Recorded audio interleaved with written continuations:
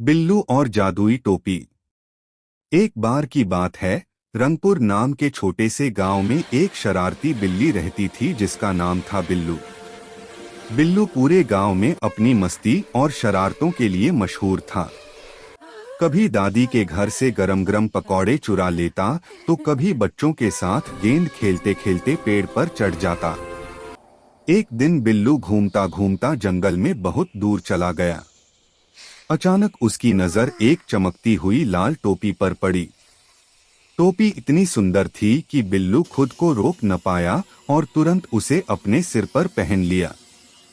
जैसे ही उसने टोपी पहनी, धड़ाम, एक चमकदार रोशनी हुई और उसके सामने एक छोटा सा गोलमटोल जादूगर चूहा आ गया। जादूगर चूहा बोला, मैं हूँ चिंकी चूहा और यह है जादुई टोपी। जिसे भी यह टोपी मिले उसे एक दिन के लिए 3 जादुई मौके मिलते हैं, लेकिन संभल कर इस्तेमाल करना। बिल्लू बहुत खुश हुआ। उसने सोचा, वाह, मजा आएगा आज, पहला जादुई मौका। बिल्लू बोला, मुझे बहुत सारी मछलियां चाहिए। टोपी चमकी और सामने एक बड़ा सा टब भरकर ताजी मछलियां आ गईं। बिल्लू खुशी खुशी खा रहा था, लेकिन तभी टब उलट गया और मछलियां पूरे जंगल में उछल-छाल करने लगी। बिल्लू उन्हें पकड़ पकड़ कर थक गया। दूसरा जादुई मौका। इस बार बिल्लू ने सोचा कि कुछ मजेदार किया जाए। वह बोला, मुझे कपूर रानी के जैसा तेज दौड़ना है।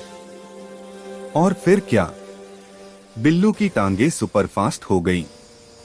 वो इतनी तेज दौड़ने लगा कि खुद ही पेड़ से टकरा गया और चक्कर खाकर गिर पड़ा। चिंकी चूहा बोला, अरे भाई, जादू है, थोड़ा समझदारी से इस्तेमाल करो। तीसरा और आखिरी मौका। अब बिल्लू समझ चुका था कि जादू शरारतों के लिए नहीं होता। उसने सोचा और बोला, मुझे गांव के सभी लोगों के लिए खुशी चाहिए, सबके चेहरे पर मुस्कान रहे। टोपी चमकी और पूरे रंगपुर गांव में अचानक फूल गिरने लगे। बच्चों को खिलौने मिल गए। दादी के घर में रसोई से मिठाइयों की खुशबू निकलने लगी। सब लोग हंसते खेलते खुश हो गए। गांव वाले बोले, आज का दिन इतना खास कैसे बन गया?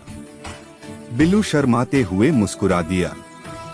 चिंकी चूहा बोला, बिल्लू, तुमने अपना सबसे अच्छा जादू आखिरी में इस्तेमाल किया। असली जादू वही है जो सबको खुश कर दे। इसके बाद जादुई टोपी गायब हो गई और चिंकी भी हवा में उड़ गया। बिल्लू अपने गांव लौट आया। सबने उसका स्वागत किया और उसे गले लगाया। उस दिन के बाद बिल्लू ने शरारत कम कर दी और सबकी मदद करना सीख लिया और रंगपुर का सबसे प्यारा कार्टून हीरो बन गया।